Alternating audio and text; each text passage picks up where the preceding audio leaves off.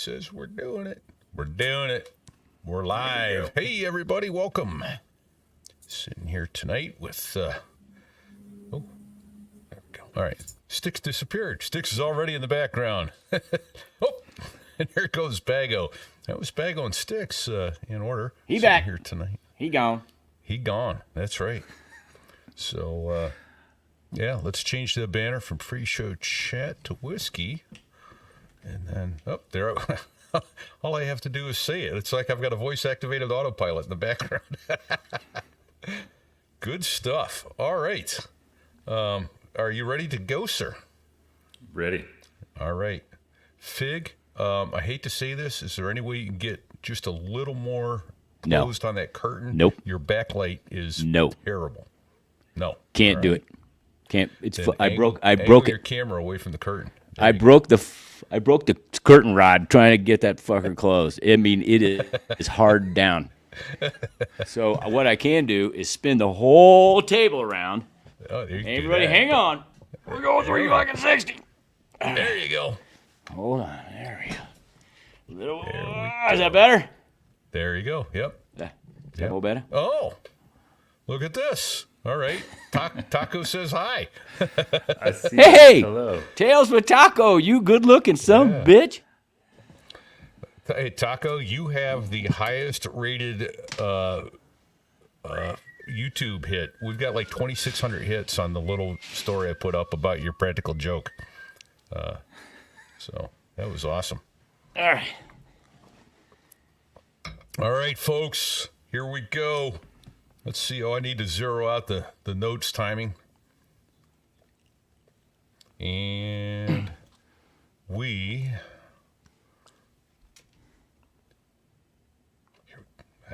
nope. Quiet, numbskulls, I'm broadcasting.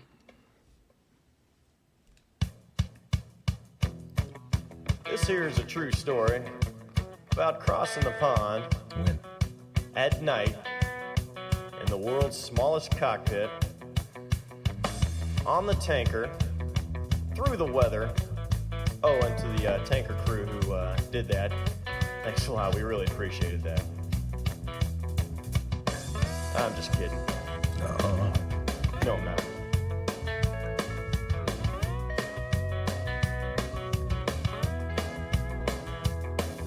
Well, there I was, crossing the pond, and you could see that I wasn't exactly fond. So there it was, March 21st, 2003, my first combat flight ever. I'm part of a big flight of Marine Corps Siege 46s and 53s, and we're inserting a bunch of Marines into the port of Qasr, Iraq, to secure the port. So we end up on final, and we get hung up. Worst case scenario for a helicopter guy, right? High, hot, heavy. We got a recon team in the back with an interim fast attack vehicle, a couple of dirt bikes, and some other cool gear they had. But the landing zone got clogged up because it was a parking lot that was unexpectedly covered with sand. So everyone's having a hard time getting down. So we basically end up in a hover over this damn port. I finally start to pull in power to just take it around. As soon as I did, I get this audible popping sound. Just in rapid succession, these pops. And immediately I was like, oh shit, I just got shot down in my first combat flight. And for about 3 seconds, I was just livid pissed. And then I realized, because I was flying with our XO, he yells out like, compressor stall on number 1. So I realized basically what happened is, the engine coughed because we had no airspeed in this hover and we lost it. But regardless of the reason, we're now essentially falling out of the sky because we had 2 engines left, but that wasn't enough power to support the weight that we had on board. So we're coming down and forward. My co-pilot, my XO, is yelling at me. He's like, forward, because we were over the water at the time. Just forward of the water, once you go feet dry, there was a cinder block wall. So that was my second concern, was we're going to hit this damn wall and break the aircraft in half. Well, meanwhile, there's this giant dust cloud in front of us that's been kicked up from the zone, and we're going into it. So somewhere about 150 feet, now I'm blind. I'm still on the controls. I'm trying to get this thing to go as far forward as I can while we're coming down. My whole plan that I had, a second to concoct was I'm just going to wait until I can see the ground, which will probably be around 10 feet, pull whatever power we have left, hope it works out. So the next couple of seconds felt like a lifetime.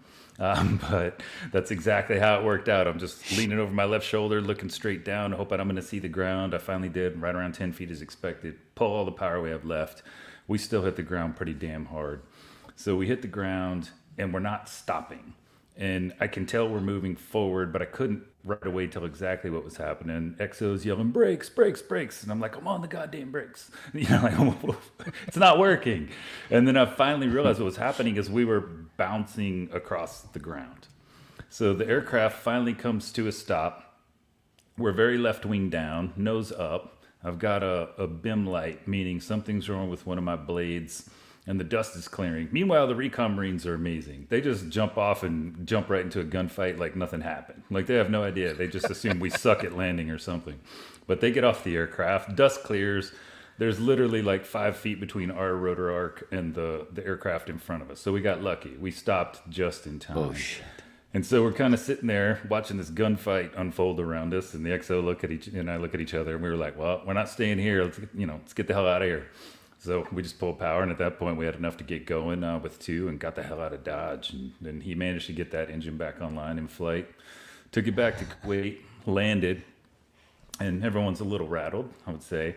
We get out of the aircraft and realize what happened is we hit the ground so hard, it popped the top of the main mount strut on our left main mount landing gear off. And that thing had gone up through the sponson and also taken a chunk out of one of the rotor blades. Looked like someone shot a softball through it. Oh, That's shit. why we were sitting so left wing down. And so anyway, what we ended up doing was we literally cargo strapped the main mount to the frame so it wouldn't fall off, duct taped the rotor blade, fired it back up, and flew back out to the ship. That was my first combat flight. Dad, hey, Oh That- my God. Okay. Well, we should end the That is show a- there, that is a- because you can't top that. Yep, That all right. is how all No, that is a- terrifying and great aviation tales begin. What the hell were you thinking? Yeah, it was an eye opener. That's how people decide, you know what, I'd rather be a Kenny shoe salesman. I've Much got to tell safer. you, Oh, I came out of man. that experience and I was like, oh, wow, that happened. I mean, it's eye opening.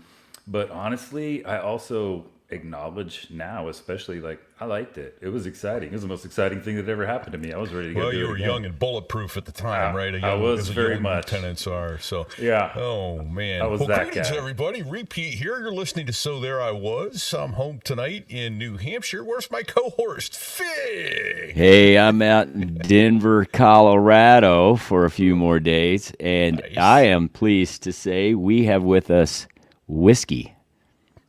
Nice. Welcome, Whiskey, author Welcome, of the you guys. book. Shall I introduce the book? Yeah. Oh, go for it. Author of the book Hangar 4. Yeah, thank you very much for having me. I appreciate it. I'm with you guys from San Diego today. Nice. How's the weather in San Diego? It's windy as hell here in Denver. It's still a hair on the cool side for this time of year, but it's still sunny. It's nice. Can't complain. It's 72. Southern California. I don't think we quite got to 70 today, so a little, Okay. little cool for May. Yeah, a little nice breeze off the ocean there always keeps San Diego nice and temperate. So yeah. Oh my God. So Whiskey, that we sucked ask me into everybody, terror. Go for Yeah. it. how did you get into aviation? So true What story. was the catalyst that got you? Yes. This is a true story. So I'm in college. I'm going to college because I think I'm supposed to, not because I actually care about it or really want to be there. So I'm majoring in business. I'm over at the business school doing some things and learning some advertising and some marketing. I'm doing an internship the summer after my junior year of college, and I hate it. It's at an advertising agency. So I get done with my little intern shift one night, head out to my parents' house. That was in Lubbock, Texas. They lived on the outskirts of town. And my dad's sitting in the driveway in a lawn chair having a drink, which is his summer evening wind down. So I pull up a lawn chair, grab a beer. We start talking. I'm basically telling him, I don't like what I'm doing. I don't like what I'm studying, blah, blah, blah. He gets annoyed. But from their driveway, He's you paying could tuition, right? Yeah, exactly. He's like, we're paying for you to go to school, and then Yeah. you're saying you don't want to do it. What's your problem? But from their driveway, you could see the T-37s in the pattern at Reese Air Force Base, which was a training base still at the time. And so I'm sitting there talking to my dad. I'm looking over at those airplanes, and I just kind of out of nowhere said, you know what? I'm going to do that. And he's like, what? And I was like, I'm going to be a pilot in the military. And when I said that, I didn't know a damn thing about it, to be honest with you. And he looked at me like it was the dumbest thing I'd ever said, which was a fair reaction, given the randomness of the comment. And he just got up and went in the house. He didn't say, you can't do that, you're an idiot, or yeah, by all means, go do it. He just looked at me like I was crazy, got up and went in the house. But right there, I was like, I'm going to figure this out. And so began the quest to figure it out. Nice. Took about a year to do all the homework, talk to the different services, etc. And then I had an uncle at the time, he was married to my dad's sister, who was a Marine. So he comes to town as I'm going through this process and basically hard sells me on Marine Corps aviation, which in fairness, I would say sounded pretty damn intimidating at first. But I was like, oh, Marine Corps, that's hardcore. Yeah. But the more he talked, the more it sounded good. Next thing I knew, I was taking a test with an OSO and a PFT and got a flight contract and took off in the summer of 97 for OCS. Summer of 97. Yep. So you did the 10-week program, AOC or OCS? Yep. I think they called it OCC at the time. But yeah, just 10 weeks straight, and then you're done. And then right over to the basic school. Wow.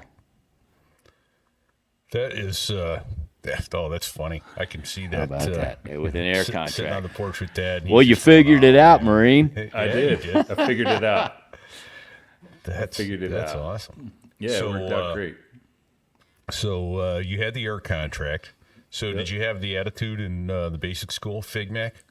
Fuck it, I got my air contract. No, I didn't, because I had a platoon commander at the basic school who was a hard-ass infantry officer. And in fairness, I love the guy. He's still one of the most quotable Marines I was ever around. He used to say the funniest shit to us, and I would always crack up laughing.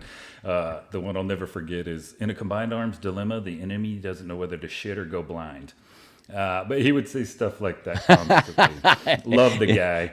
He damn near convinced me to actually switch to infantry, but I didn't. I was like, hey, I've got this flight contract. I want to see it through. But TBS went well. Drink a little bit of the Marine Corps Kool-Aid there for sure, and then headed down to flight school in Pensacola. There you go. And you can always go from flight school to infantry. It's a whole lot harder to go in the other direction. Exactly. There's a lot of opportunities where they'll actually tell you to do that. That's right. Hey, before we get too far downrange does anything stick out from OCS, memorable event or two that you would like to talk about? I would say, to me, the most memorable thing about OCS, and this is always what I think of when I think of OCS, is I found the drill instructors to be hilarious. So I was constantly getting my ass handed to me for laughing. Yes. Because they would start going off on something, even if it was me, and I would just start snickering. Like, I couldn't help it. So I was constantly getting yelled at and called Joker and all kinds of, stupid names like that by those guys, because I couldn't help it. I thought they were comedians to me. Like, I loved it. Well, especially when it's happened to someone else, right? I mean, that's when it's so funny. For sure. There were two twins across the rack from me initially.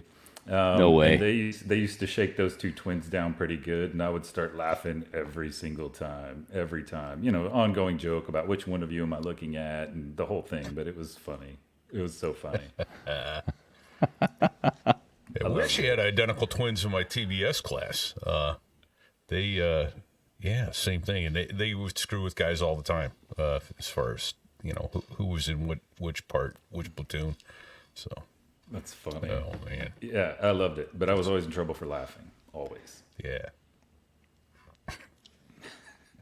So you got got commissioned like on graduation day from OCS? Yep, that was when I got my commission. Was OCS Is this thing on? Yeah, you're good. And then immediately went over to the other side of the base and checked into the basic school. Oh wow! So played war for 6 months out there. No break in between. Oh, okay. Yeah. No pool. All right. Wow. That's interesting. All right. Yeah. Welcome we aboard. literally started a few days later. Pack your shit. Move over to. Yeah. Yep. Right. Okay. So it worked out.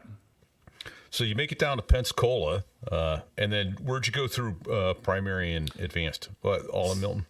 No, actually, so I volunteered to go to Corpus Christi for primary because Okay. I was originally from Texas. I figured, hey, this is the only time I'll probably ever get to go be in Texas while I'm in the Marine Corps. There you go. So I went and figured, Fellow boomer, right on. yeah, figured I'd get some barbecue and some Whataburger out of the deal at least. So I went down to Pensacola for primary, which ended up working out really well for me, just because I sort of stumbled into a mentor there that became pretty instrumental in what I ended up doing down the road while I was in primary. Nice. Okay. Well, you talked about selecting helicopters. Now, did I read? Oh, see, I'll tell you what, folks. You're going to have to bear with us tonight. For whatever reason, there appears to be about a half a second to a full second delay between my mic and Fig's mic and everything else. And so Fig and I are trying to be conscious of each other, and we keep pausing and all that. But I think that's what's going on. Anyway, I think we're going to ask about the whole selection process and whether selection process. whether you took helos or jets, and then someone chewed your ass for choosing helos when you could have gone jets, and because It I was- asked you, it is what you do on a regular basis in the Marines. It was the whole thing. Yeah. So I'm in primary, and there's a Marine Corps major there at primary, and I to this day don't know what this guy was doing there because he was way overqualified to be a flight school instructor. So he's a Cobra pilot by trade. Just ask him. Yeah, Cobra pilot by trade, but this guy was like, 6'3", jacked, shaved head. He was just a total badass, and all the Marines, especially, we were just in awe of this guy, Okay. just completely in awe of him. So somewhere early in the syllabus, I got scheduled with him, went out and did a flight, and it went really well. And for some reason, he kind of took to me. So I just started appearing on the schedule with him pretty frequently from that point forward. Great guy. In the book, he's referred to as Wild Bill. Side note, he's one of 3 people who in the book who had to change their names for various reasons. But in the book, he's Wild Bill, which is Protect the fitting. guilty.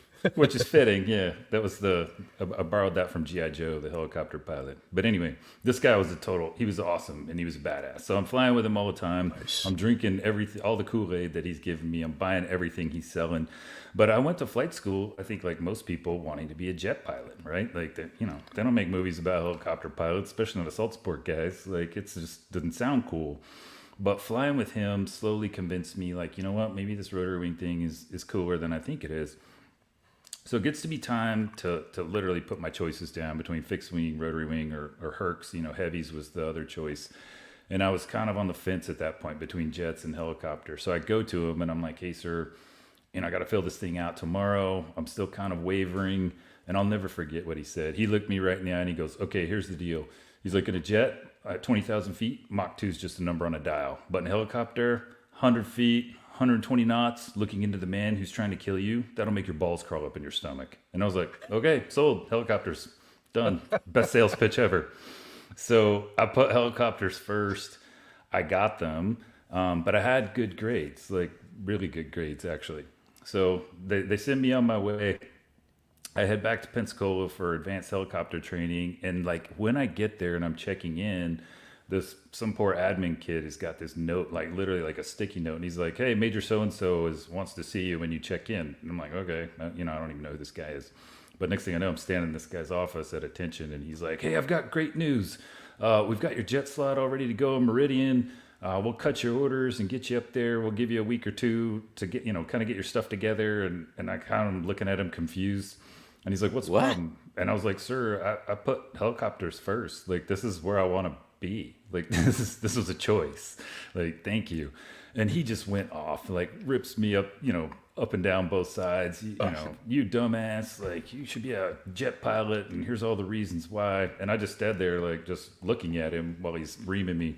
And so he finally stops and goes, I tell you what, I'll give you a day to think about it. Come back here tomorrow and tell me your decision. I was like, okay, sir. And so I came back the next day, same drill. He's like, well, what is it going to be? And I was like, I want to fly helicopter, sir. He goes off on me again. Oh, but boy. at that point, he finally let me alone. I got dismissed. I got to keep my helo slot. And then I guess he went to the next guy on the list. Who knows? But that's how I got to stay in Pensacola. Wow. Nice. Okay. Yeah. Yeah, it was interesting. And there's at least one guy there who, he's grateful you You took know? Helos. Yeah, somewhere out there is some other Marine that's like, oh, awesome, I got the jet sled I wanted, so I'm sure it worked out. Nice. Yeah, it's all good. Very cool. Oh, that's very cool. So, Well, so how Talk did you about the take helo. to how did Oh, you go take ahead. to the helo training? Very well, actually. I loved it. Like, it was a good fit right away. It just kind of clicked. don't tell me you're one of those guys that just hovered. Sure, hover. Okay. It wasn't quite that easy, but I got it down pretty fast. And I was like a super nerd, so I was always studying like a maniac, and everyone's making fun of me for it. So, academic wise, did really well. You figured out the aircraft pretty fast, and then from there, it was just trying to decide, hey, what do I want to do? Like, what do I want to fly? In the Marine Corps. And to be honest, I was just really enamored with the idea of coming out to California and the West Coast. Like, flying out of Pendleton or Miramar just sounded to me like super cool. And so I really prioritized coast over aircraft at selection time. I would have been happy with just about anything, but I like the idea of flying Cobras like my mentor had. I like the idea of the 53 just because it was a crewed aircraft, and I thought I would like the crew concept of it, and got 53s West, and it all worked out from there. Nice. That is a monster airplane. It In fact, is. we'll back up to Helo Flight School in a bit here, but tell me about the CH-53 Echo. Tell some of the stats and what it can do. It's a beast of a machine. So 100 feet long, 79-foot rotor diameter. 15,000 pounds of gas pretty much sums it up. That'll get you about 4 hours of something flight time. But it's just a hell of a capable machine. And it's really, it's an assault support platform. The mission is really nothing sexy. We used to always call it hauling ass and trash. We move people, we move things. But it can get involved in a lot of tactical operations, inserts, raids, extracts of assorted types. But it was a fun aircraft to fly, a complicated aircraft to learn because it's so big. The systems are fairly complex, very redundant in the systems. So the design was great. But one thing about the 53 that really gives guys fits early is the canted tail rotor. So it's canted 20 degrees to give a little bit of extra lift on the back end of the aircraft. That cant means that the aircraft hovers a little bit left wing down, nose up, which takes guys a while to get used to because your natural desire as a human is to assume to make yourself level to hover. But if you do that in a 53, you're sliding forward and right at a pretty good clip. So it takes a while for guys to get used to that. Lean back, lean to my left. That's the hover attitude. And it's more pronounced in the right seat than the left seat, because in the right seat you start feeling like you're way higher in the air when your left wing down. It's kind of hard to explain, but it takes guys a while to get the hover down in the 53 for sure. Nice. Well, how many cans of whoop ass can sit in the back of that thing? Well, about as many as you can stack in there. So the NATOPS would let us go up to 55. Oh But my at God. some point and that was with centerline seats, but during OIF, unfortunately, after a couple of things went wrong, we got limited to 24 passengers. But honestly, to this day, I don't know exactly what that was. Someone had a formula that decided that was an acceptable number of people should the aircraft go down. Wow. But we ran at 24 from that point forward. Every now and then we get a waiver to take more than 24 for a particular mission if it made sense. But for the most part, we'd stuck to 24 from that point forward. Okay. Huh. Was it maybe for all their gear, their flak jackets and all that, adding extra weight? And No, it wasn't a weight it was issue. just a number pulled out of the air? Yeah, so there was an aircraft that went down I'm trying to remember the exact time frame, late 2004, early 2005, and my squadron was about to go relieve that squadron when it happened, but they had a full combat load of Marines on board, and everyone in that mishap was lost, and so after that they capped us at 24, and my understanding was it was really just Limit. for limit exposure. That's exactly what it was about. yeah. Yeah. Okay. Wow. Man, it is a cool airplane. All right. I don't know if I had to fly Helos, whether it would have been Cobras or 53s. Either one of those two are cool airplanes. So I did get to fly the Cobra some later in my career. I was a MOTS instructor, and it was a pretty fun little aircraft to fly. And I'm not a huge guy, but at 6'1", I would tell you the front seat of a Cobra is pretty tight. So I was glad that the 53 thing worked out for me. It was a little more comfortable Comfort. ride. Yeah, Go. for sure. For Nice. sure.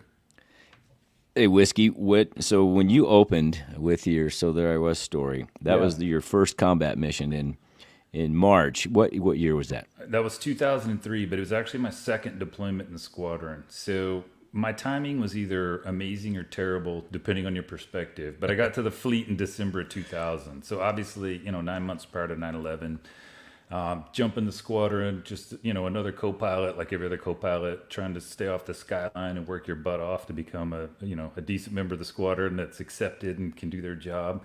Went on my first deployment to Okinawa that summer, and that was still back in the old, we called it the unit deployment program rotation. So we'd chop a MUDET out to the SoCal MU, the other 3/4 of the squadron go to Okinawa, and as soon as you get there, you chop another MUDET to the 31st MU, often referred to as the 31st. And then the last half of the squadron, the .5, would basically just bang around the Pacific doing pretty much the same stuff you did at home.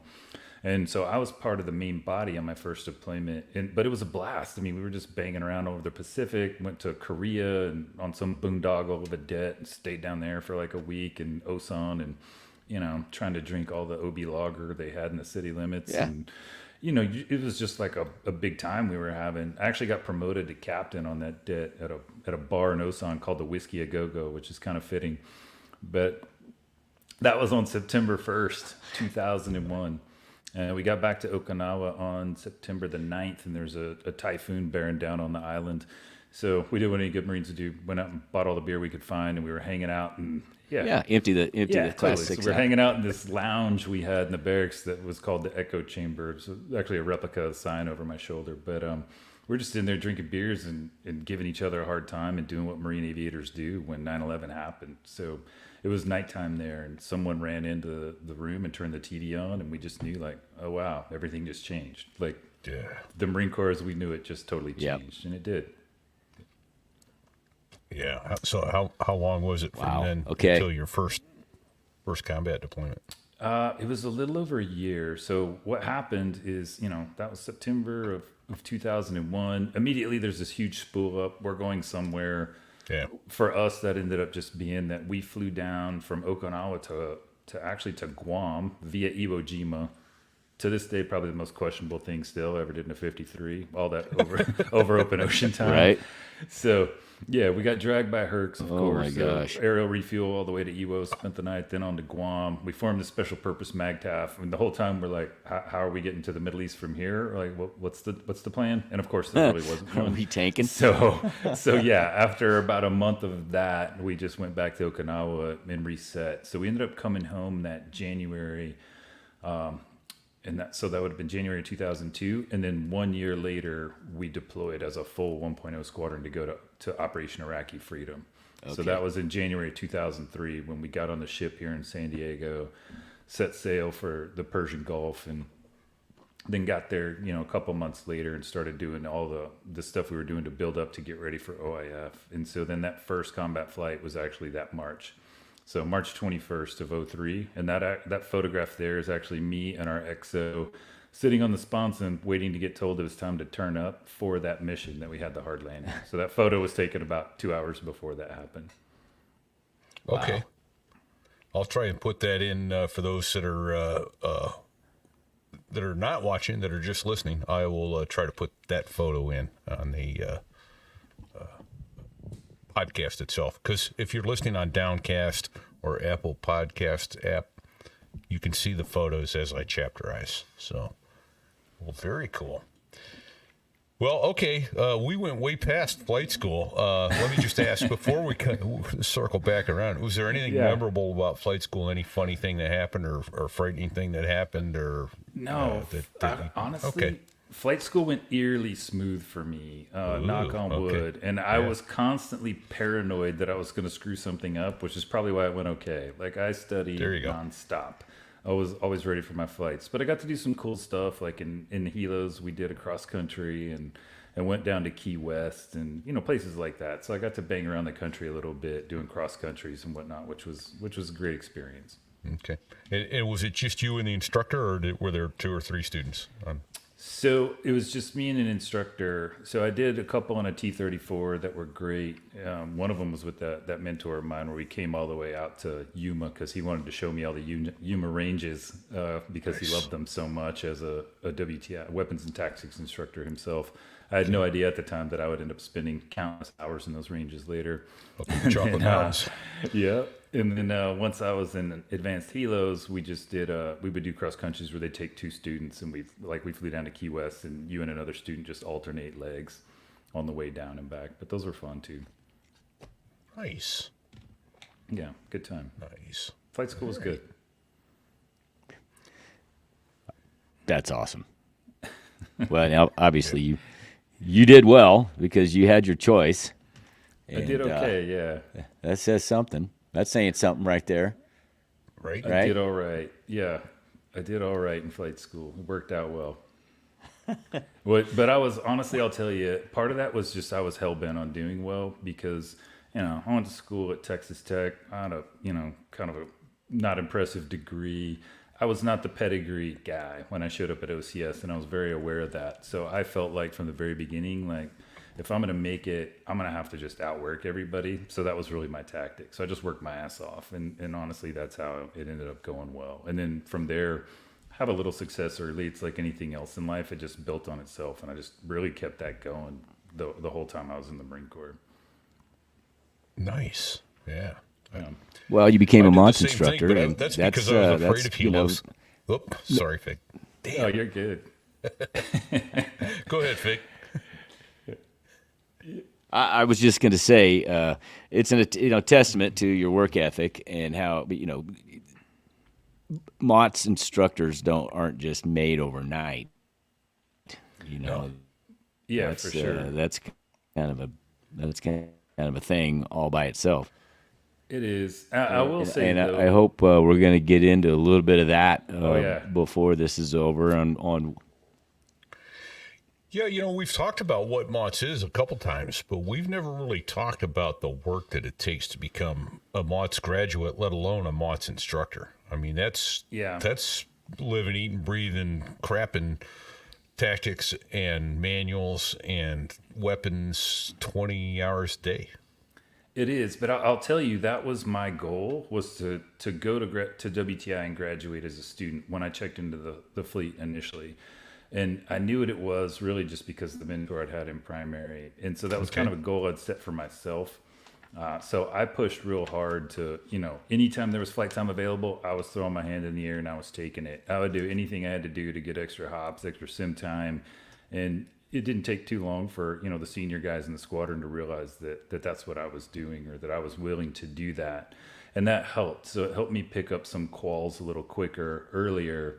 And then the war broke out, and really that was the catalyst for everything from that point, because I ended up doing 4 deployments and stayed in the squadron for almost 6 years on my first fleet tour. Whoa. And that obviously helped a ton. So I did the UDP to Okinawa, went to Iraq in 2003, then I went back to Iraq in 04 and 05. So through the course of all of that, it was just a ton of flight time and a ton of combat flight time doing real things. And so I was able to progress. So how much flight time did you wind up with in the 53? And how much combat flight time? How many missions? Just shy of 3,000 hours total, I believe. Oh, my God. With just about 1,000 MVG hours and 800, I think, combat hours, something like that. Like it was a lot of red time. So how come you don't talk like this naturally when you're just talking to? I don't know. That's a great question. Okay, so you mentioned quals, and that means qualifications. What kind of qualifications does a fully qualified CH-53 pilot have? So working up through the ranks, so I got you start out aircraft commander's the first thing you're shooting for, just like in every other platform, and I actually got that done on my first deployment to Okinawa, and then came back, and I'd picked up section lead, so you can lead a flight at 2. I'd picked up terrain flight instructor, so you can teach guys how to fly low, 200 feet and below. I was a functional test pilot. So I was moving along pretty good. And then when we went to Iraq the first time, I actually got my division leader check done in Kuwait, like right before the war started. So at that point, I was like, call it mid-level qualifications guy, even though I was still a pretty junior captain. And then I got the experience of flying in Iraq the first time. We came home and we did a quick turn because there was this brief period there where it was like, okay, the war's over. You guys are going back to the unit deployment program rotation. And our squadron just happened to draw the short straw. So I came home from Iraq and the first time, I think it was July of 2003. And then we deployed again that October. Initially to go back to Okinawa, but the whole time I was like, we're not going to Okinawa. We're not staying here. Iraq still, there's stuff going on, and that's exactly what happened. We got to Okinawa, and almost immediately our CO's like, hey, we're packing these aircraft up and going back to Iraq. So then we went right back to Iraq for 2004. And that deployment wasn't quite as kinetic or busy, but it's because at the time, the Marine Corps was really just setting up the battle space. So there was a full up 1.0 squadron on the way to Iraq from back here at Miramar. And our, call it half a squadron or 0.5 in Okinawa, took another 8 aircraft to Iraq just so there'd be extra heavy lifting theater to set up the battle space. So for those few months, we were really just setting up all the FOBs and moving people and stuff around. And it wasn't until the tail end of that second deployment to Iraq where we started doing like named operations and stuff again. But that was not till the very end. Okay. Of that second one. Yeah. And then while I was there for that second one, I did my night systems instructor check ride, which is the last big wicket you have to hit before you go to WTI as a student. Okay. And so then we came home from Iraq the second time, and then I went to WTI as a student. But it was an interesting time to go to WTI as a student. You know, like I know you all have talked about it on the show. It's like, call it the Marine Corps version of Top Gun, but all the different platforms come and play. But it was interesting time to go as a student because we all have more combat experience than the instructors and staff. Yeah. Well, that doesn't happen very often. Yeah. No, and so, right? and those guys, they're all rock stars, right? I mean, they all got handpicked to be there. They're extremely capable. They were senior to us. They had more experience than us, but we had more literal red time. So that, of course, it made for some interesting discussions and debriefs in the ready room a couple of times. Bullshit. Yeah. And I had a couple of peers in my class that were quick to be like, we don't do it that way in real war. You know, you get those kind of comments. Ouch. Yeah. And so there was a little bit of headbutting going on there, but we got through it and it worked out. Yeah. Okay. So Bago asks, does each platform have its own course? Is it all blended? How does MOTS work? Yeah, so it ultimately is all blended, but the way it works is there's a few weeks of academics, 3 weeks of academics followed by 3 weeks of flying at the time. There's an extra week in there now that's built in as a safety course. But essentially the academics start with everybody in the room together for what we call generics, and then you go to commons. So all the rotary wing guys together, all the fixed wing guys together, all the ground guys are together. And then you go to your specific type model series academic instruction for the third week. And then the flight phase works in reverse. So for the first week, it's just 53s flying with 53s. Second week, it's all the rotary wing guys playing. And then the last week is FineX and everyone's playing together. So by the time it's done, the idea is that all of your weapons and tactics instructors are experts on the entirety of the aviation combat element. And you all get your air mission commander qualification. So you understand how to integrate all the platforms and any mission plan and then go execute on a high level when you get back to your squadron. Okay. So pretty neat program. Yeah. And the academics, how long in the classroom, and then how long were you studying everything you'd been, and how much you were expected to know before you showed up? We were expected to know a lot when we showed up. Yeah. And you have what's called an inventory exam, literally at the end of the first day of academics, where they're just kind of seeing what you know. And that exam is an ass kicker. Like, I don't know that anyone ever actually passes it. And at the time, I'm sure they don't do this anymore, but at the time, the way we take the inventory exam, you're in class all day doing all the introduction stuff. And then at the end of the day, you go to your individual ready rooms for your inventory exams. And the instructors would pass out beers and turn on some heavy metal, and turn it up to Mach 10. And that was the environment you took your inventory exam in. And then they'd come around, pick them all up. And then the next morning when we came back, you would start out with a debrief about how dumb you all were and how much you sucked at the inventory exam and how much work we had to do, da-da-da. So, and the highest score is an 18. Yeah. It was designed to show you that you did not know everything yet. But from there, if you're not in class or flying, you are studying. Yeah, I can only imagine. Yeah. Holy shit. It was intense. It was an ego check for you at the door there. It was. And I'm pleased to say that years later, I got to back up real quick. Yeah. And just get red time. I know what you're talking about. Why is it called red time? What is red time?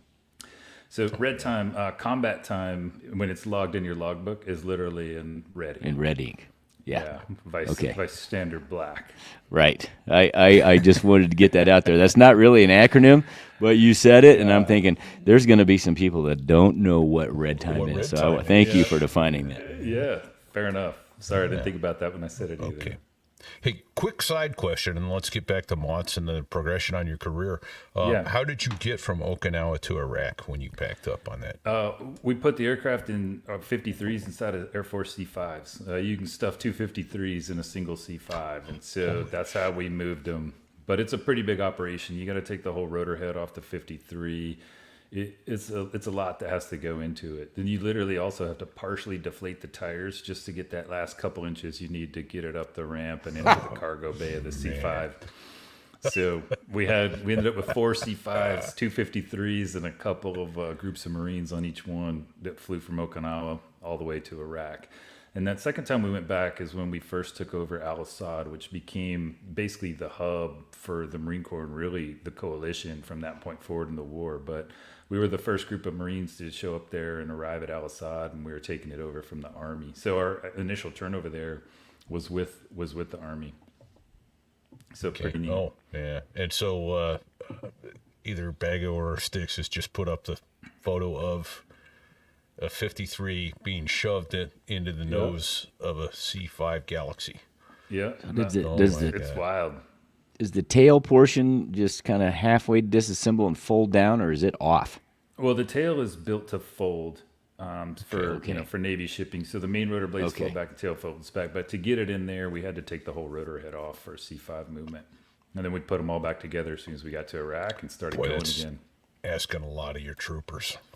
Yeah, our maintenance Marines did an awesome job. So we were able to pull it off. But that second deployment was interesting. I mean, outside of that, I would say we also, for my second deployment to Iraq, our CO, he was a damn character. I mean, the guy used to literally walk to the aircraft with wearing an ascot, flapping in the wind, and a lit cigar. He had a larger than life personality. Is that Haboob? Is that yeah. So one night, was that his call sign?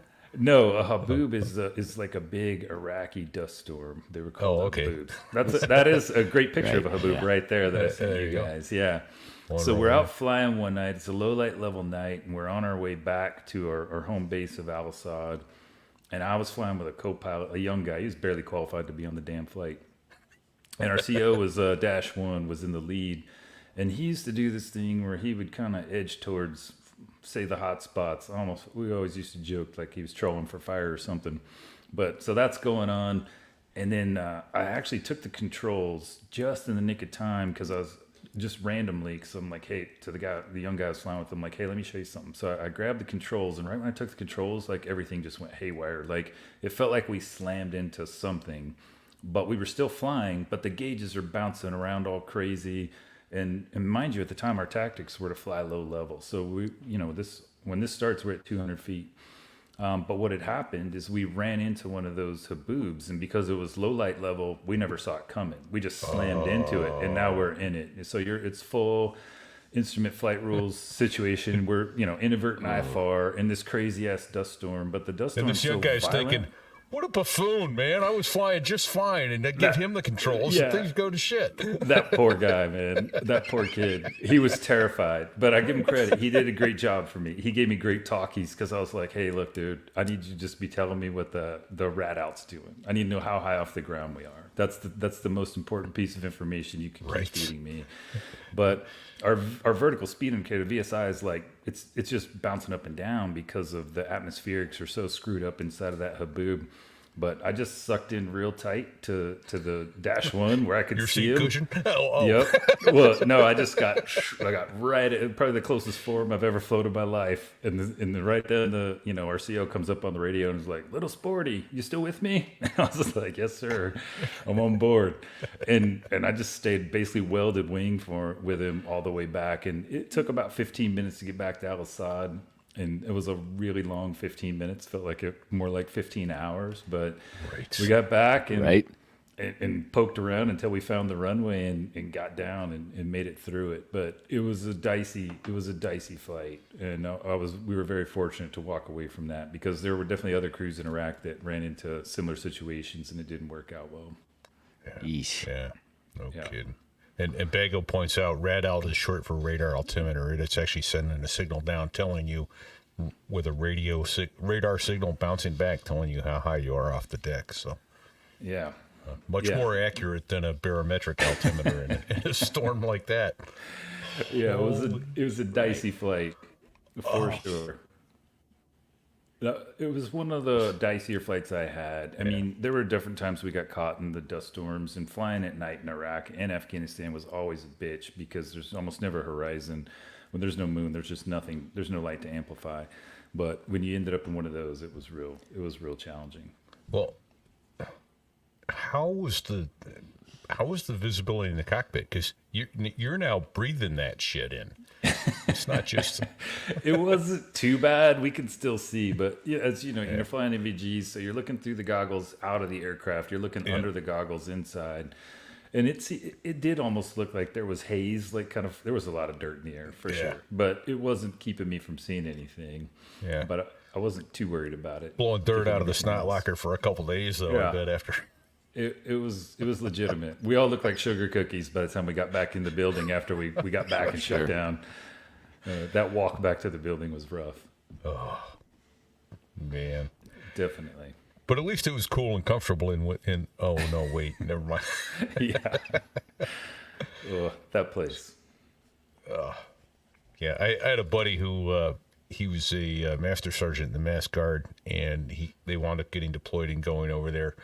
And he said to me, "You ever walk through the exhaust of a jet engine or a bank of generators?" Like, yeah. He goes, "That's what it feels like when you want to cool off over there. You walk through the exhaust bank of the generators." So, Yeah, he's not wrong. oh, man, right? Not wrong at all. Yeah, Yeah. I can attest to that. yeah. Yep. So, But it was good. all right.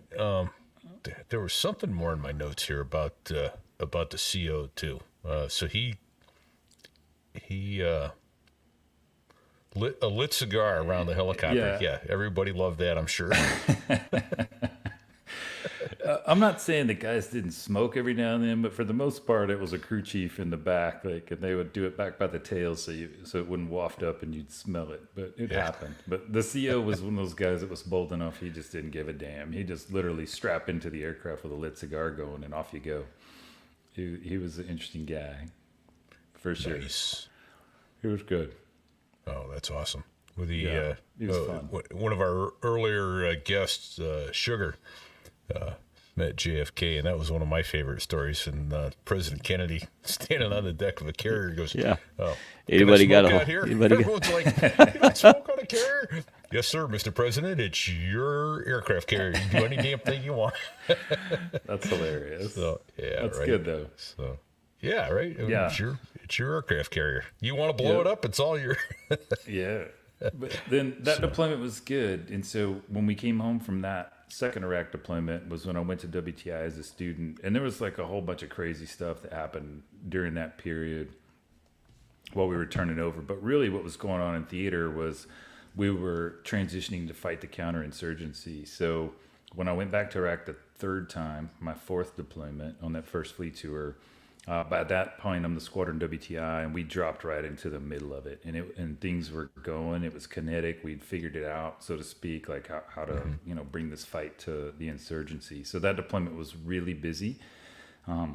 We got really involved in the named operations on that deployment. I was going to say, is that the one really you said fun. there were 67 named Yeah, operations? we ended up doing 67 named operations, and at the time, I remember thinking like, no 53 squadron's ever going to do this again. Like it was just so many. So unusual because a lot of what we did do was call it the logistical stuff, right? Hauling ass and trash, moving people, moving stuff around the battle space. But we got into doing a lot of tactical missions at night on that deployment, and partially because there was a super secret task force that had been formed and that was also on Al Assad with us. and they had support from the Night Stalkers, the 160th Special Operations Aviation Regiment from the Army. Right. Okay. But the Night Stalkers at the time still had all their 47s tied up in Afghanistan. So these guys had the 60s, they had Little Birds, but they didn't have any heavy assault support. So very early in the deployment, these two guys come walking over to our spaces, and it just, me and this other buddy of mine who were senior captains happened to be in our ready room when they walked in, and they were just looking for an informal feasibility of support. So, before they ran any official requests, they wanted to know if we thought we could do it. And so, of course, a couple of captains making handshake deals that aren't ours to make. But we were like, hey, I tell you what, they were asking if we could internal some vehicles they had. So we're like, yeah, bring them over to flight line. We'll load them up and make sure it works, and then we'll run the requests. And sure enough, they brought them over, and we're pulling all these weird vehicles they had into the back of a 53. And we're like, yep, they'll fit. Let's run the requests up. So then from that point, they went to their chain of command. We went to ours. We ran the request up, met in the middle, and we started working with them, which was pretty damn cool. So we got to do a lot of stuff in support of them on that deployment. That really kind of broke it open on the named operations. And so doing that with them and doing it well, then the Marine Corps was still feeding us more stuff. So we were out there, it seemed like about every other night once we got rolling, doing some kind of named op, which was really awesome. It was a fun. And was that still out of Al Assad there, Whiskey? Yep. Yeah. So that Okay. was out of Al Assad, and at that point, Al Assad for quite a few years after that just became the Marine Corps hub, for all aviation in Iraq. But it was a fun deployment. We got to do a lot of really cool stuff with those guys. So that photo you showed earlier was from the same photo session that's on the cover of the book, and that was actually me flying that 53 when that photo was taken. But yeah, right there. It's just a different angle of a upcoming picture that ended up on the book. But those are a bunch of old burned out Iraqi vehicle hulks that were sitting around the base, and we just asked if we could move them out to the test fire area so that our crew chiefs would have real targets to shoot at when we took off from the runway. And Nice. so someone sent combat camera out to take those photos, and we ended up with some pretty cool ones.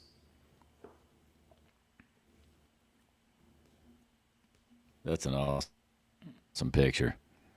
Yeah, thank you. Yeah, it turned out. It was interesting. I saw Repeat. that picture in a few different places a couple of different times after that, but then it obviously made the cover.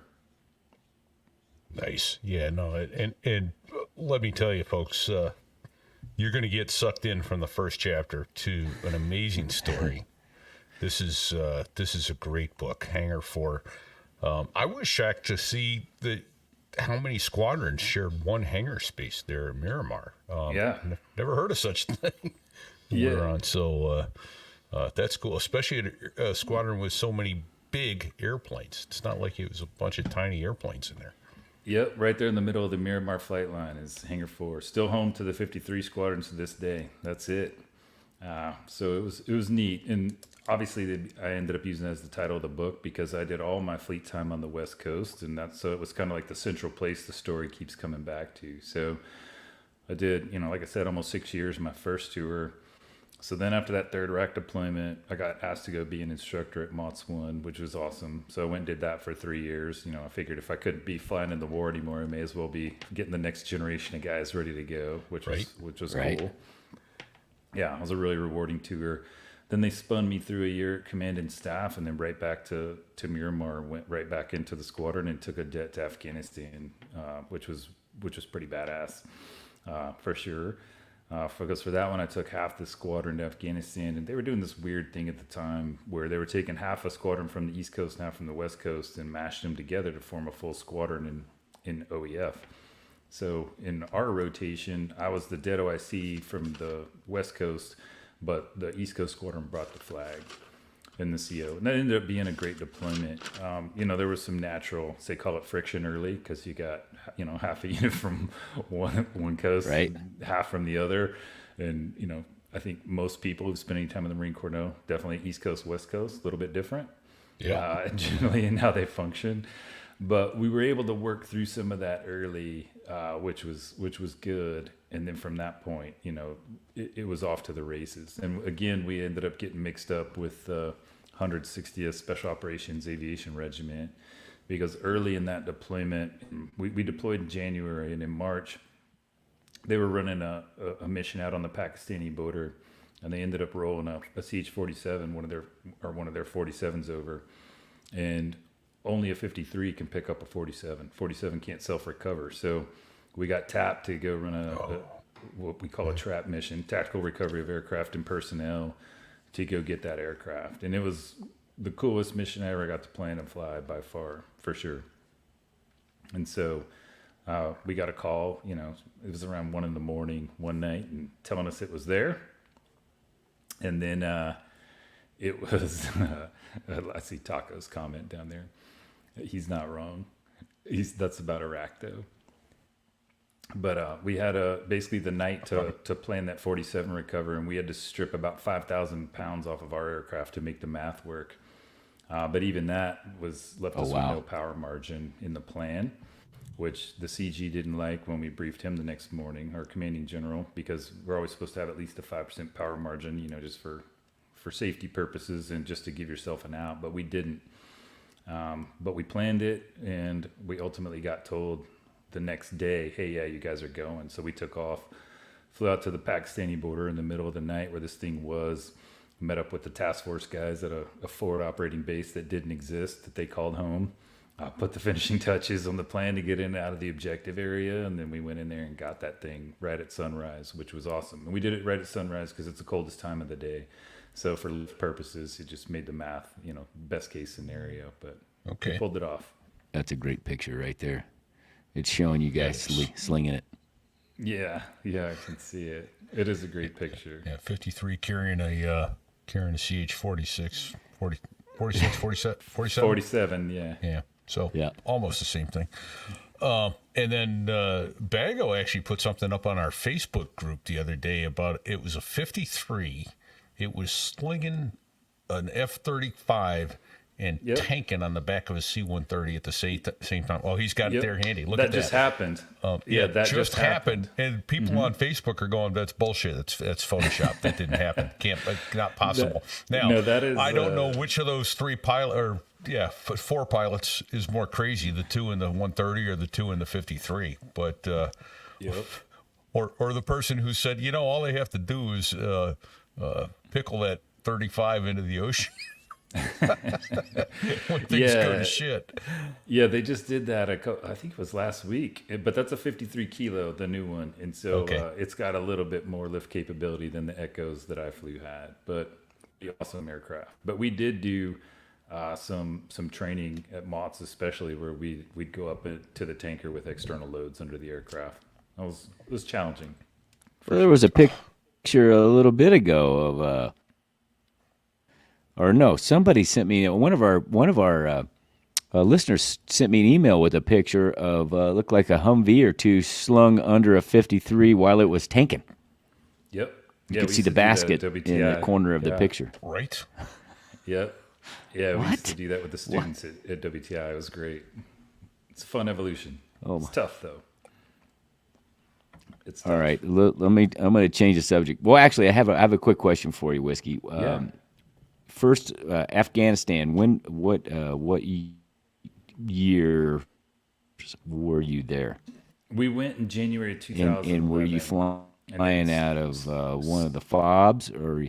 Yeah, we were flying out of Bastion, which was also called Leatherneck. So the British originally built Bastion as a little FOB. And then the Marine Corps came in and moved a ton of Marines over onto the other side called Leatherneck, and they built the giant runway in a flight line on the other side. So we were there at Bastion. Yeah. I was there. I was there the fall of 10 through the spring of 11. Oh, okay. And, so we had a little overlap. Yeah. I was flying out of Bagram. Oh, okay, cool. Yeah, we did overlap them for a couple of months because we got there in January. Okay, Callsign Whiskey. There you go. It admittedly was a liberty risk when I was a little younger, for sure. But the way I literally got that was on the way home from OIF, the Iraqi Freedom, the first time. You know, it was right after Bush landed on the carrier, and everyone was like, "We won the war." We had a beer day on the ship. which I would say the way that's supposed to work is everyone gets 2 beers, but that's very loosely enforced. Well, fortunately, in this world, there are guys like Lawman who don't drink, and so Yeah. Yeah. Somehow the math works out, right? But Yeah. it wasn't too far into that before it wasn't just me. I would say a lot of Marines decided that meant it was time to break out the secret stash for this. We won the war party. And I just happened to be one of the fortunate few that got snatched up for it after we brought our secret stashes out, which the Navy was not too pleased about, in fairness. So a few of us ended up getting in trouble over that. You know, a lot of duty. Definitely got my ass handed to me a few times over that deal. And then ultimately got a cool call sign out of it. there you go. There you go. Oh, that's awesome. Yeah. All right. Yeah, So I don't think we're going to get any more details than that. Repeat. That's probably good. No. Hey, I hate to do this. Well, you know, I because suppose didn't it could have been a pre-brief lot it. worse, right? Yeah. It could have been a lot worse, for sure. It worked out okay. I thought I was going to be in pretty deep there for a bit. Right. Exactly. Yeah. Yeah. Oh man, that's All right. funny. What were you going to say? Repeat. So, no, so yeah, sorry. So I hate to do this because I didn't pre-brief it, but we have a new sponsor this week, FTI, Flight Training International. So FTIratings.com. Let's take about 3.5 minutes and hear from them and come back, and that'll give those of us sitting here chatting a chance to take a biological break. So here we go. Hey there, aviators. It's Fig and Repeat, your co-host from So There I Was, you know, the show where we share all the wild aviation stories and maybe even a few tips and tricks along the way. That's right, Fig. And speaking of tips and tricks, let's talk about something every aviator contemplating the leap into commercial airline flying has to face: getting that airline transport pilot rating, the ATP. The good old ATP rating. Remember those days, Repeat? Getting your ATP with an FAA examiner in a piston engine plane that smelled like 100 low lead in somebody's old socks. You've never been inside of it before, let alone flown it? Right? Those are crazy days. But you know what? Our friends over at Flight Training International have cracked the code on making this transition to getting your ATP or type rating way easier. Founded in 1991, these guys have been helping pilots like us navigate the tricky waters of transitioning from military to commercial flying, or from commercial multi-engine rating to the PhD of flying the coveted airline transport pilot rating. And get this, FTI was originally founded to provide type ratings to pilots eyeing jobs at Southwest Airlines. And talk about experience. The current owners have over 37 years of aviation under their belts. They've flown operationally in both the U.S. Navy and the Air Force, and they've been training pilots like us for the last 25 years. And they've got an impressive list of clients, from the Air Force and Navy to FedEx, United, and even government agencies. These guys are the real deal. Oh, absolutely, Fig. And they specialize in helping pilots just like you and me transition smoothly into the airline world. Whether you need an ATP CTP, which is what Congress mandated 10 years ago to even be allowed to take the ATP written exam, or an ATP rating or a type rating, they've got you covered. And here's the best part of all, folks. They're VA approved. That's right. Veterans, you can use those benefits to make your transition even smoother. Nice. Oh, and let's not forget about their instructors. These guys are active and retired airline pilots, many of whom are veterans themselves. No 300-hour wonders here, just seasoned professionals who know the ins and outs of flying airliners. Plus, their training materials are top-notch, all iPad-based, so you can study at your own pace, wherever you are. And their courseware includes everything you need to succeed, from manuals to sample orals. And get this, Fig, their footprints are designed to require minimum time on site, so you can save your leave for terminal leave instead of spending it all in training. That's awesome. So what are you waiting for, aviators? Don't waste your time with some designated examiner in a light twin. It smells like socks and 100 low lead. Head over to FlightTrainingInternationalRatings.com. That's FTIRratings.com. And tell them you heard about them on So There I Was for a $100 discount on any course you choose. That's FTIratings.com for all your aviation training needs. Remember, when it comes to making the leap into the airline world, Flight Training International has your back.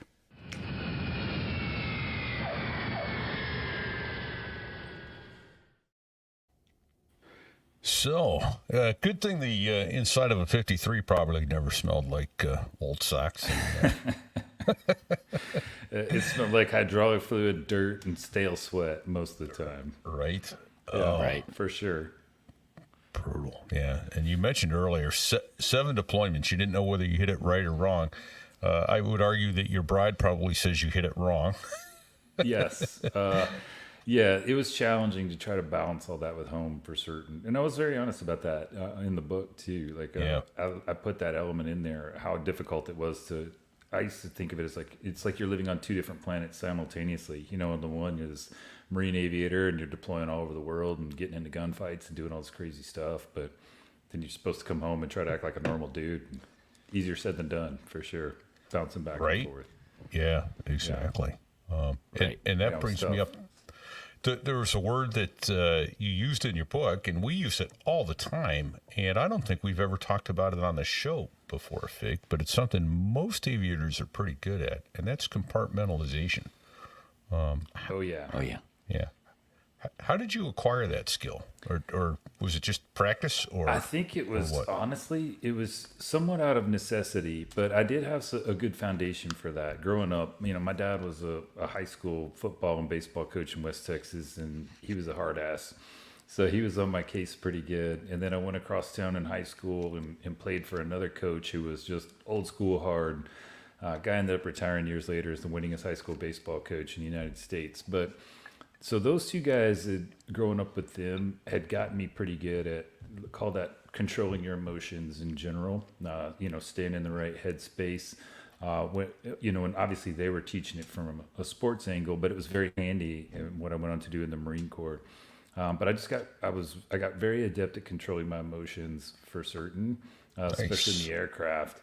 And then just the compartmentalization just kind of came out of necessity. You know, things would happen as things got crazy. The only way you could maintain that emotional steady state that you needed to, or I needed to, was just I got really quick at just, let me pack that up and I'll stuff it down over here somewhere and leave it there for eternity, you know, at the time is what you're thinking. So wait a minute. I just want to be clear. So you're saying that like team sports and a coach being a real dick to you at practice and telling you ain't worth shit taught you some discipline that saved your life? Great training. Later on in life, you know? Great training. life training. This Right is there. how the guy was. My senior year of high school, first game of the season, I hit a home run in my first at bat, and I think I'm all cool because we're playing at a minor league ballpark in Midland, Texas. I'm cruising around the bases. I'm heading towards third, and he looks right at me and goes, "You're a senior, still hitting fly balls. You're impossible."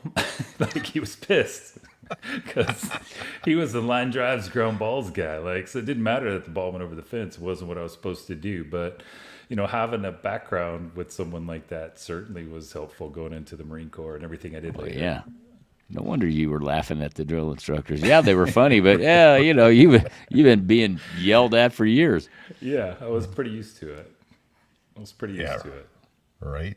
No stuff. No kidding. I mean, yeah, you can get a participation trophy and be a pussy for the rest of your life, or you can actually learn something and grow up, you know. So good for you. Pretty much. Yeah, that's awesome. Good. It helps. So yeah, being able to put things aside that aren't important right in the moment is a big damn deal, especially in aviation. I imagine it's the same way in medicine and probably a couple other professions too. Yeah, I used to always think of it as like pilots have to have a short memory because whatever happened already, good or bad, has no bearing on what's happening next, right? So if you get caught up in any of that business either way, you're just asking for trouble. You can't dwell on mistakes, but you also can't start assuming you actually know what the hell you're doing and you're good, because that'll get you just as fast, right? Right, exactly. And now I have an ability to tell my wife why I have a memory of a goldfish. Yes. No, honey, it's important to me. It makes me safer. Yeah, it does. Oh, man. It can. So, all right. That's awesome. So, we've gotten you through captain pretty much at this point, and then you went and did some command and staff, and then you got promoted to major, ultimately a WTI instructor. Yeah. Of all those things that, I've just taken you through another probably 7 or 8 years of your career right there in 12 seconds. But I guess let's take it in chronological order there. What are some of the highlights there going down that? Well, really, for that first fleet tour, it was just the culmination of everything. So by the time I did that third combat deployment, I had all the quals. I was squadron WTI. That had been my goal all along. And the deployment just went really well for us as a unit. Did the 67 named ops. It was awesome. So that was like a real high note to finish on. And then I went out to MOTS to be an instructor at Yuma, Arizona. And that was just a really rewarding place to be because at the time, the Marine Corps was just starting to officially update all the tactics for the modern fight, right? Because all of our manuals, everything we were doing up to that point, were still kind of Cold War tactics. Yeah. So I got to be at MOTS at a time when we were updating all the syllabus, the academic package, the flights and everything to better prepare the students for what was happening at the time in Iraq specifically. And that was neat to be part of that and be instructing there during that. And I also just loved that at MOTS, you travel around and visit all the fleet squadrons to do what's called fleet support, because there's a couple of different qualifications that only a MOTS 1 instructor can give, primarily night systems instructor. And then obviously you got to go to the WTI course at MOTS 1 to become a WTI.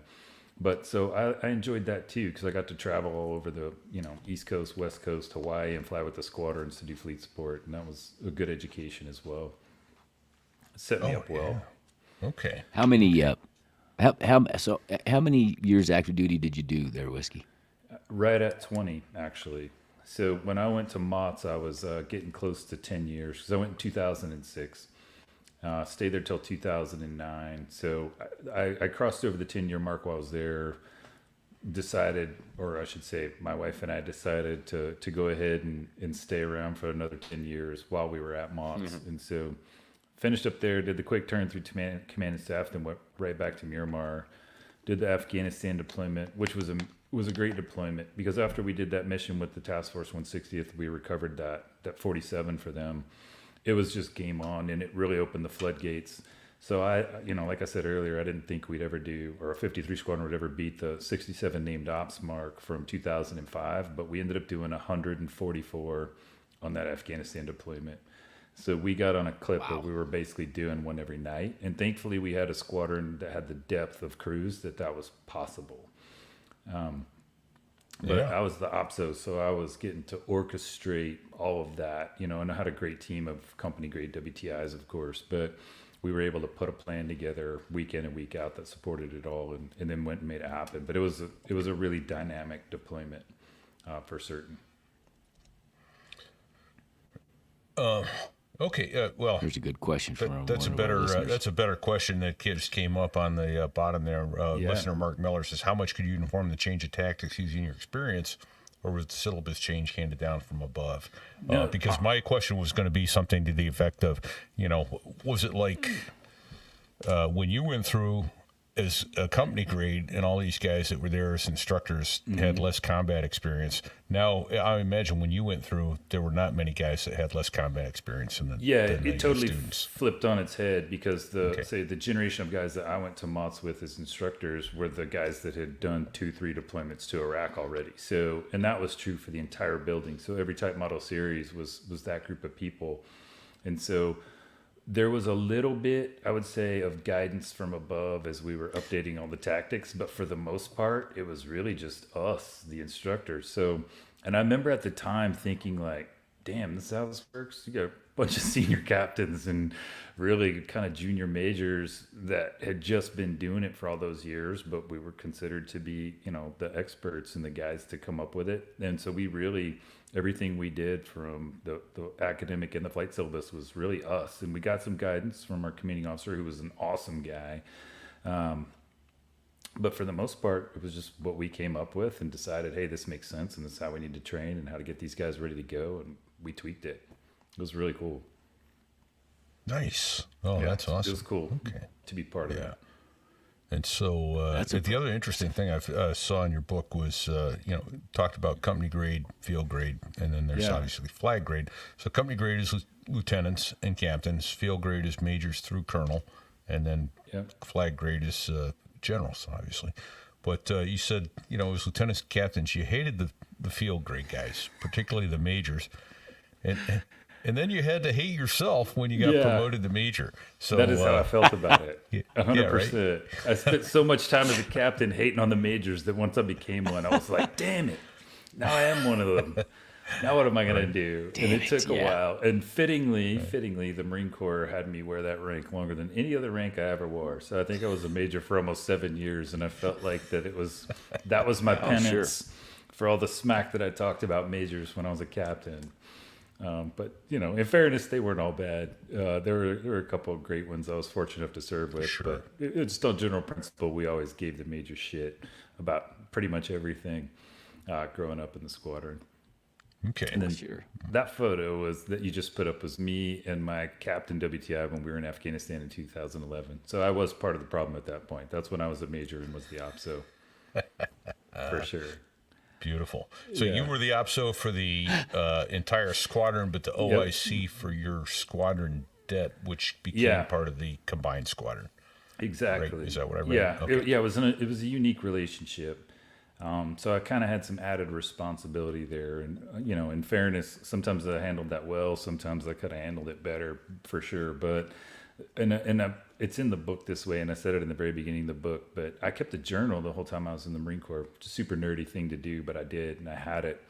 So when I wrote the book, I stayed true to the perspective that I had at the time in the story throughout, even if I now know that perspective was flawed. And there were certainly points in the book where I was like, oh man, you screwed that up, or you were really being an asshole, or whatever. Yeah. But I felt like it was important to tell the story from what was my situational awareness at the time. What was I seeing at the time? What was I thinking based on what I knew then? So you can see that development through the 20 years of how my perspective kind of grows and changes and morphs, and your self-awareness increases and all those things. Sure. And what was the biggest surprise going back? And I'm gonna ask that here in a second, Sticks. I promise. Yeah. What was your biggest surprise going back and reading your journal? I think the biggest surprise was, so I hadn't looked at it in a few years when I started this project. So I really wrote the book in 2022, just at night and in my spare time. Mm-hmm. But I hadn't looked at it at all in a few years when I started that. So the thing that was cool about it was I would sit down to write, and like 2 hours would go by. I wouldn't have written a damn thing. I was just reading. And what was happening is I was going back through, there were so many things that I had just literally forgotten happened, and some of them were key things that had happened, like, hey, we ran this raid and got this guy, and that's where we got the intel for this big mission that we did for Matador. I would never ever remembered that, but I had written it down, so I was able to capture it. But also, there's all the funny, dumb stuff that happened along the way, which was nonstop in any squadron. I jotted down a fair amount of that too. So it was good to go back and relive it for sure. Give us a couple of those. Yeah. Well, I will tell you, it's in the book. But we had a WTI when we went to Iraq the first time. God love him. Callsign Krusty, still a very good friend of mine. But that guy was a walking comedy show, and he was very good, especially about saying and doing inappropriate things that would get the majors in particular like quite riled up. So they had these. Our restrooms, if you will, when we went forward for OF1 in this little airfield called Jalabah. It was basically just a couple of runways out in the middle of nowhere, but we had piss trenches and the little plywood shitters and all the other expeditionary Marine Corps things. But he'd be out there in the morning at the piss trench, and everyone's walking by and everyone could see everyone, just pretend like you're not. But he would just have a toothbrush in his mouth, be waving "Morning, ladies," when to whoever was walking by. He was always just doing stuff like that to make people uncomfortable, so to speak. But it was great comic relief of some of the funnier things that he did. That's awesome. Growing up in the squadron, for sure. Yeah. So the question I referenced earlier that Sticks is asking, which is a great one, is what would Lieutenant Colonel Whiskey call Second Lieutenant Whiskey? It's a good question, and I would say honestly, I was very fortunate. I had a good run, but I do think probably the biggest lesson I learned that would have been good to latch onto earlier was don't put yourself in a position where someone else is going to determine your fate. And I definitely did that on a couple of occasions, and I would have made my life a lot easier if I'd made a better decision or two to not do that. And obviously the story where I got my call sign is one of those, because I could have really gotten. I was totally at the mercy of the command at that point, and thankfully they saw enough in me to beat me up a little bit, but then let me keep going. But that's probably the biggest one. I certainly, I won't say fell victim to, made the mistake of being pretty convinced I was 10 feet tall and bulletproof there when I was a young captain. So it would have been a little better had I not gone so headlong into that, for sure. Well, there's truth in that, but man, I gotta say, aren't those the guys who want out there flying the airplanes and squeezing the triggers? Well, I'll tell you, that's what I was convinced of. So to me, it was just like balls to the wall all the time, right? In the aircraft, out of the aircraft, whatever we're doing, go 1,000 miles an hour, and someone come make me stop. But it was definitely, we lived that way. That was how we lived. Yeah. 24 hours a day. Can I read a quick passage from the book? Because I love it. It's in the beginning. It's for the Marines. I just want to read I want to see. If Hollywood assembled a team of the best writers, they couldn't possibly dream up a cast of characters more remarkable and entertaining than the Marines who exist in every squadron and battalion in the Marine Corps. That is just prophetic. That is spot on. The blend of intellect, badassery, and jackassery in the Marines that comprise those units is truly awe-inspiring. Doesn't that take you right back to our squadron, Repeat? Really, that is so beautifully said. Yeah, thank you. Yeah. And their ability to say and do the coolest things within seconds of almost dying. Yeah. Yeah. So amazing group of people. Certainly for me, the entirety of the experience was made by the people I was surrounded by. The Marines to your left and your right. That was the reason that we did everything, and I loved it. I love those guys, all of them, for sure. In fact, look, usually we name it after a show, after a book, but man, I'm really tempted to go with badassery and jackassery. That's a good one. That's a good one. Yeah. I loved it. When I read it, I gut laughed. I was on the airplane coming out here a couple of days ago. When I read that, I gut laughed. I had the headphones in, and then I realized I was loud, and people were looking at me like, "What the hell is he looking at?" Yeah, that's funny. I loved it. That's great. Yeah. Oh man. So how long did it take you to write this book? I'm always amazed by. Because it's not a small thing. How long did it? No. How long did you work on this? The process of literally writing, say, the first couple of drafts took me right about a year. So I started in January of 22, and at the end of the year, I was on draft number 2, starting draft number 3, and starting to shop around for publishers and take the next steps. So about a year, and it was just nights and weekends, and it was a spare time project. But that's when I started shopping around for publishers. And then early 2023, I had to send it to the Pentagon, to the Department of Defense Office of Pre-Publication and Security Review, because there's a lot of stuff in there that was classified at the time. So I had to make sure it was cleared. They had it for a few months. And while they had it, I settled on a hybrid publisher that I liked, and had everything teed up and ready to go, and professional editor sitting there waiting. So the second we got it back from the Pentagon, went to work with the professional editor, and that was summer of 23. And then from there, it took us, 4 or 5 months to get it cleaned up and ready to go to print. Nice. Yeah. Nice. Yeah, it was a very interesting process, for sure. It was cool. Yeah. Well, I'm excited to have a signed copy, and I'm going to be sending you money for that shortly to cover all that. But tell us, how can the general public get a signed copy? Signed copies, I do off and on. So I've got a few events coming up. I've done a few in San Diego. I'll do a few more. And then on my website is isaacglee.com. There's a tab for events. And so it'll list events there. Every now and then when I have the bandwidth, and I usually do this across my social platforms, I'll just post and say, hey, I've got a few books that I can, sell directly, sign and ship.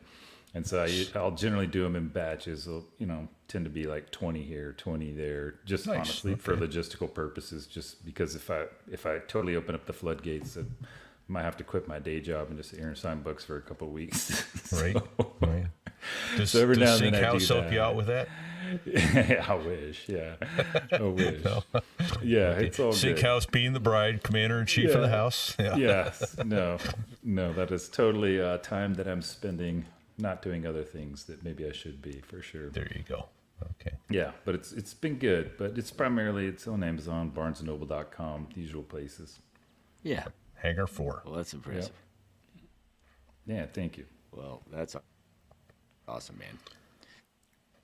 Well, thank you for your service. If I don't say it right, if I'm going to forget. Well, thank you for your service, Whiskey. I mean, 20 years on active duty Marine Corps and all those combat deployments. That's something. Thank you. Right. Yeah, thank you very much. I appreciate that. Thank you Yeah. guys for yours as well. It was good. I'd do it all over again, for sure.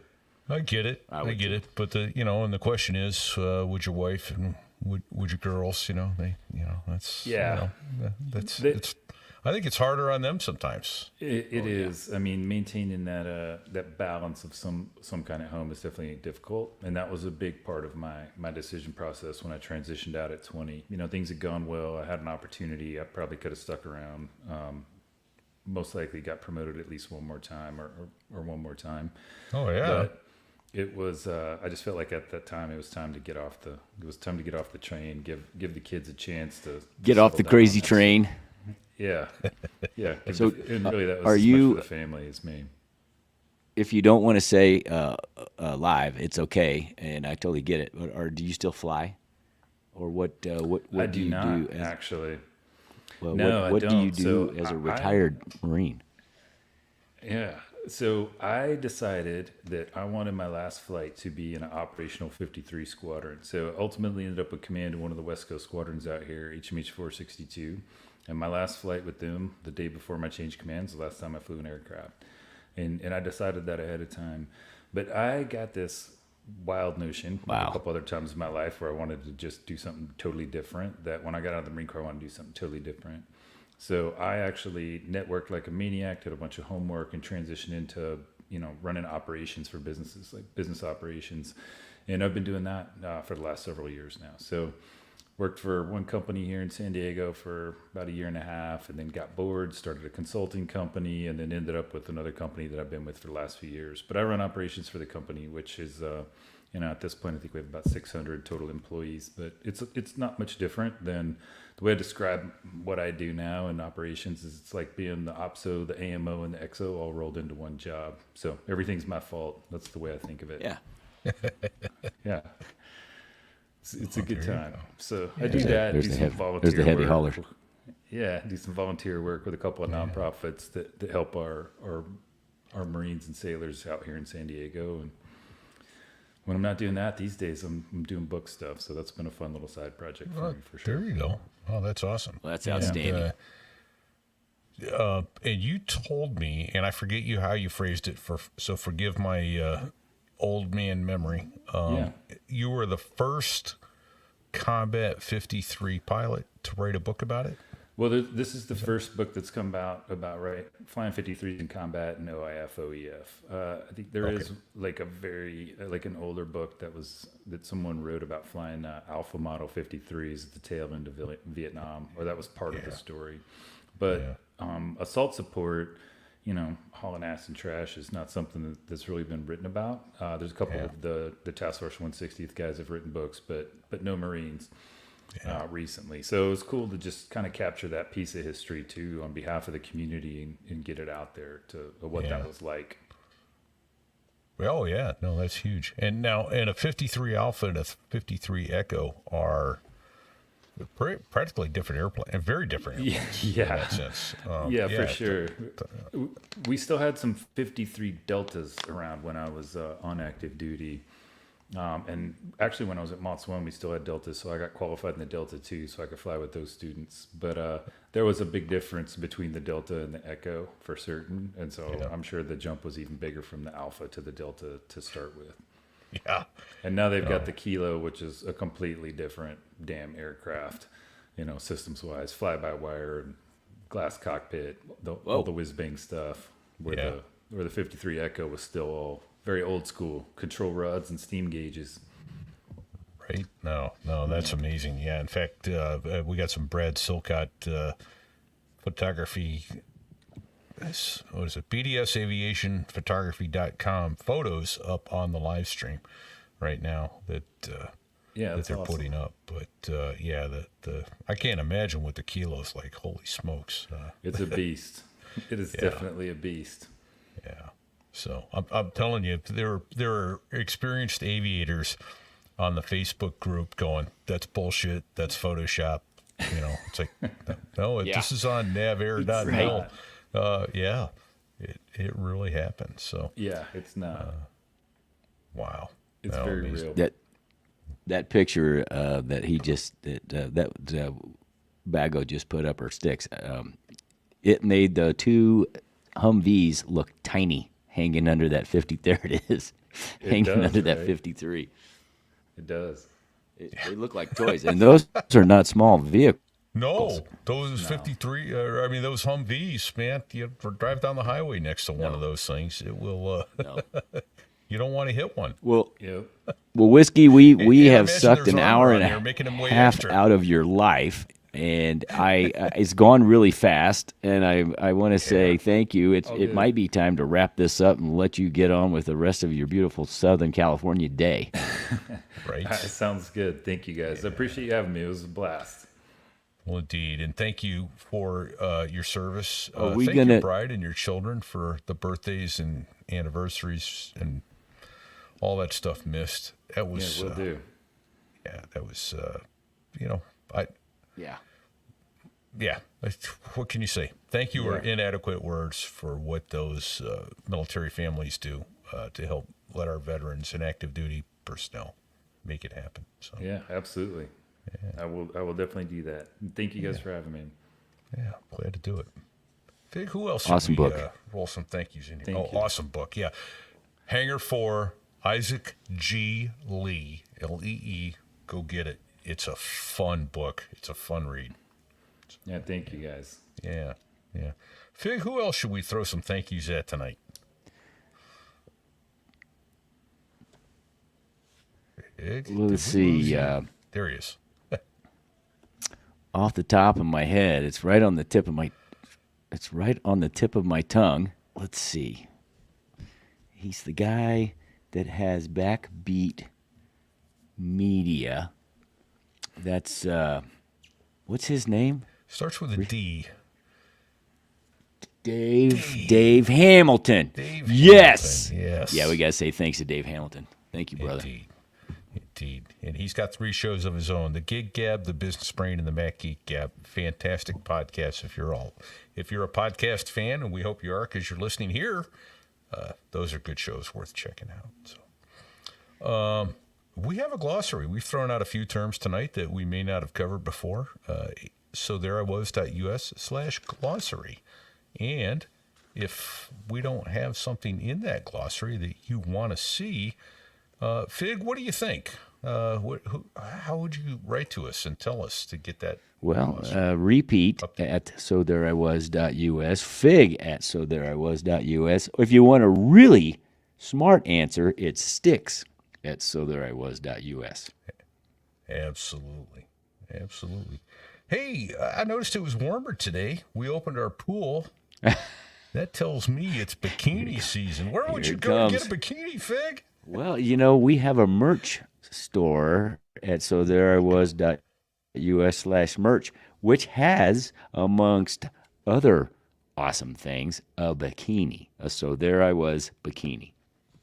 Right. I shit Go you get not. yourself one. Right on the bikini. So there I was. Gotta go do it. Hey, also, thank you to all the people who go to sotherewwas.us/Patreon and or /donate and throw your hard-earned money in our direction. We are ever so humbled because it helps us keep the tanks full, keep the engines running, and bringing these stories to you. Thank you, indeed. We've had some slides up during this show from bdsaviationphotography.com and Badass Silcat taking those photos. So thank you, sir, for allowing us to use those. A couple other Thanks, folks Badass. here, Fig. Yeah. Well, I hear the theme. I hear the So There I Was theme song cranking up. That is the music of the two Air Force F-16 pilots that make the Air Force sound good. Those are the Dos Gringos. Count them. 2. Unos dos. The Dos Gringos, indeed.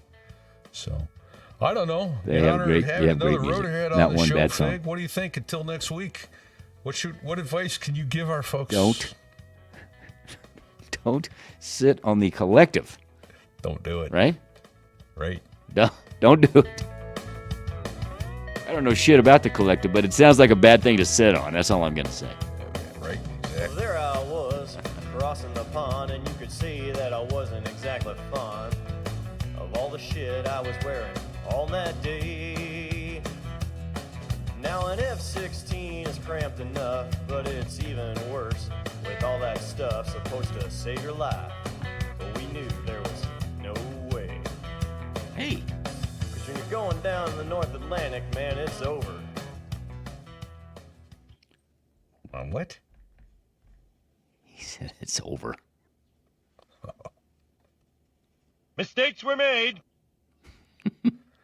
And we are out. All right. Folks, I'm going to end the live stream because we're going to take just a couple minutes. Head on over to patreon.com and sign up at sotherewwas.us/Patreon and get an extra story from Whiskey. Take care, everybody. We're going to sign off now. Good night. Thanks for joining us all. See ya.